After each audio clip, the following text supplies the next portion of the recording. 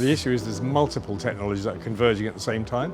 I suppose the most important issues are that senior leadership needs to not just be aware of what it might be able to do, but actually aware of the full implications of what technology will bring, and of course thinking about the skills that you need to enhance that.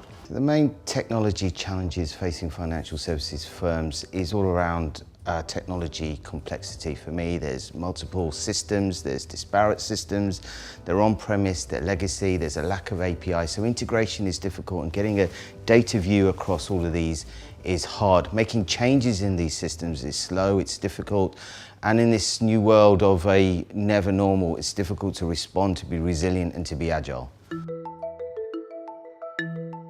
Well, I suppose the first thing you focus on in any change is good change leadership and engendering trust. Engendering trust is probably the most important thing, particularly with AI and all the other associated technologies, that people are going to have their work and their jobs changed dramatically. So I think what's key for financial services firms, especially in the back office around finance and HR, is about integrating to the front end. We've seen massive investment, digitalisation, modernisation in the front end, but we haven't seen that matched in the back office of finance HR, and I think it's key that they integrate to the front office so data and processes can flow all the way through. The other angle here really is around talent and skills. Organisations are going to need new talent in the areas of HR and finance, new skills in the area of HR and finance, especially with data-driven skills here. The issue of artificial intelligence being embedded in our lives is going to increase with all technology, increasingly be embedded in our lives. You know, we're going to interact with the Internet of Things almost 5,000 times a day. That in itself is going to need artificial intelligence to interpret the information that we give. Where are we? What are we doing? What's our goal? What's our aspiration? And that's going to change everything we do in terms of risk management, in insurance and in investment and engagement and funding and financing for banking.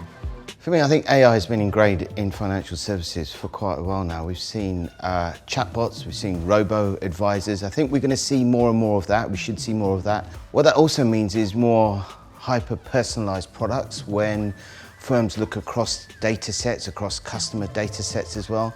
I think we're also going to see a big shift in productivity with the use of AI and more use of AI.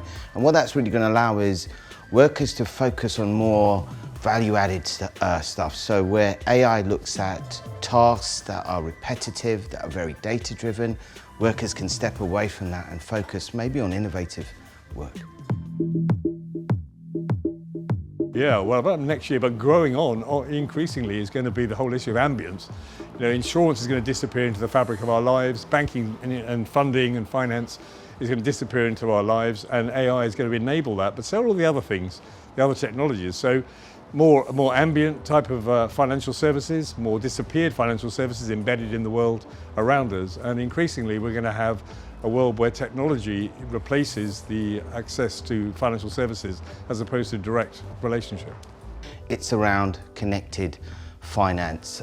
This is around ecosystems where financial services becomes part of the activity, not as a separate function. Just to give you an example of that, you know, we could see very soon an idea where we get in our cars and the car actually buys the insurance policy on a very short trip based on traffic, based on the weather, based on the time of year. So the car is buying the insurance for us and it's all automated. It gets paid for by a bank, all very much automated. So I think that's it. It's about connected finance, it's ecosystems.